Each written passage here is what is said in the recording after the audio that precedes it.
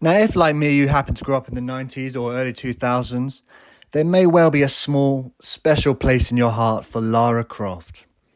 Whether it's solving puzzles and raiding tombs on the PS1, or watching a bombshell Angelina Jolie don the outfit in the first big screen adaptation, it's safe to say Lara Croft sits comfortably in the pantheon of all-time great gaming characters. As one of the most famous names in the action and adventure genre, it's odd she remains conveniently forgotten by modern-day Hollywood. Angelina Jolie, starring as the main character, a badass female Tomb Raider. Try Jennifer Lawrence, fool. But to give a little context to the character for those who don't know, well, it depends on where you start. Lara's backstory has changed considerably over the years, and ironically, for a strong female character, she appears to lose agency with each iteration. From the disowned daughter of a rich, plummy aristocrat who decided to forge her own path in life, to the daughter of a rich, plummy archaeologist whose wife goes missing and then he goes missing looking for her, to now the orphan daughter of a missing mother and a father who, well, let's say, took the easy way out, and her POC friend helping her discover a love of adventure. Still, for 30 years, Lara Croft has stood strong, despite all attempts to undermine her. We've had movies, we've had sequels, we've had games and then more games and movie reboots, an animated series, and now the latest, a live-action television series to be written, directed, and produced by everybody's favourite feminist, Phoebe Waller-Bridge. All under the banner of Amazon, home of the awesome Rings of Power, a show that totally doesn't shit all over its creator, its origins, and the millions of fans of Tolkien's works. Now, Dan, you cynical old bastard, I hear you cry.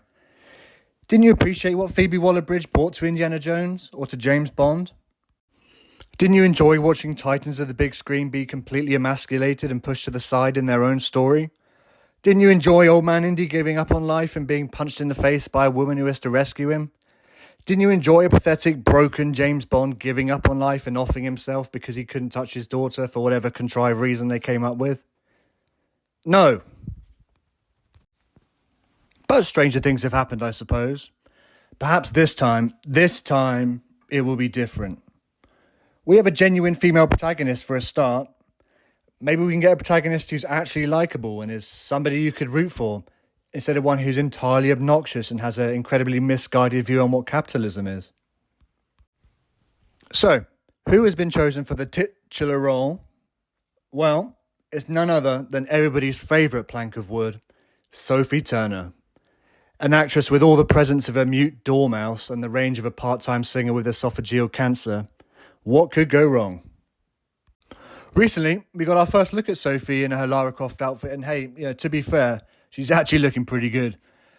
Of course, there's no acting involved, and it's essentially a modelling shot, but she's got the outfit down, and she's clearly been working out for this role, like she's supposed to be doing her own stunts for all of this. And she may be lacking in polyhedrons, let's say, but that's kind of beyond her control. And the director/producer may be something that rhymes with stunt. But could we actually be cooking something here?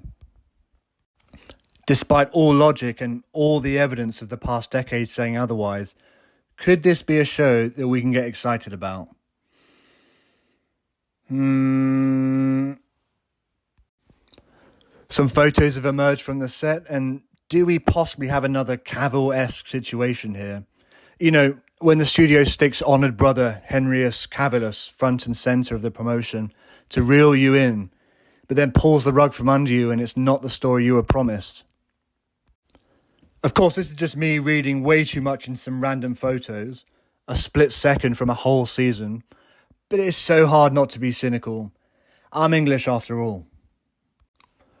We see Sophie Turner in a completely different outfit. It's practical, it's rugged, it's entirely sensible for a grounded and emotionally driven Lara Croft that Phoebe Waller-Bridge has promised us.